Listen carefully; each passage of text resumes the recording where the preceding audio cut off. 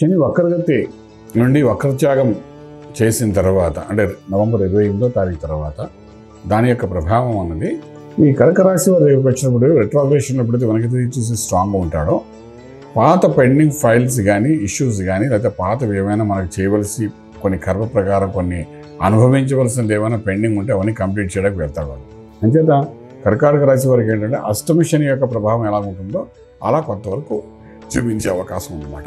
So ఈ టైంలో వీలైనంత వరకు రాజకీయ రంగంలో ఉన్నవాళ్ళు కానీ అలాగే వ్యాపారం real estate construction steel cement iron వ్యాపారం చేసేవాళ్ళు కానీ ఇన్ఫ్రాస్ట్రక్చర్ కానీ గ్రీనరీస్ కానీ లేకపోతే పొలము ల్యాండ్స్ మీద వ్యాపారం చేసేవాళ్ళు కానీ వీళ్ళందరికీ ఏంటవుతుందంటే వీళ్ళంత వరకు ఈ లాస్ట్ 1.5 మంత్లో ఎప్పుడైతే రెట్రోగ్రేషన్ ఉన్నాడో ఆ టైంలో పూర్తిగా అది ఒక టైట్నెస్ ఇవ్వడం అని చేస్తుంది, ఒక్కసారి రిలీఫ్ చేయడం ఆరంభం అన్నమాట.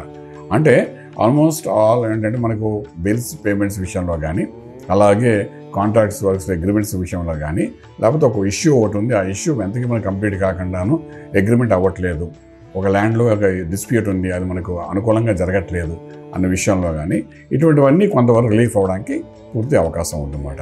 ఎందుకంటే ఒక్కసారి నార్మల్కి వచ్చేసాడు కాబట్టి శనీశ్వరుడు అది పాజిటివ్గా మనకు కొంతవరకు కర్కాటక రాశి వారికి బెనిఫిషియల్ ఇచ్చే అవకాశం ఉంటుంది.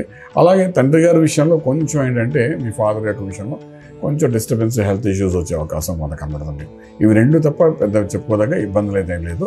యాజ్ యూజువల్గా అష్టమ శని ప్రభావం గత 2.5 years నుండి చూశారు కాబట్టి అది పెండింగ్ అన్నమాట. అందులో కొంతవరకు రిలీఫ్ అనేది మనకు కనబడే అవకాశం ఉంటుంది. ఇంకా అష్టమ శని ప్రభావం మీ లైఫ్లో మళ్ళీ రాదు ఇంత తొందరగా, ఆఫ్టర్ 20 years తర్వాత వస్తుంది కాబట్టి ధైర్యంగా అడుగు వేసుకుని ముందుకెళ్ళచ్చు. అంత స్పెషల్లీ రాజకీయ రంగంలో ఉన్నవాళ్ళు మాత్రం ఒక అడుగు ముందు వేయడం వల్ల ఏంటంటే బెనిఫిట్ జరుగుతుంది తప్ప నష్టం జరగదు.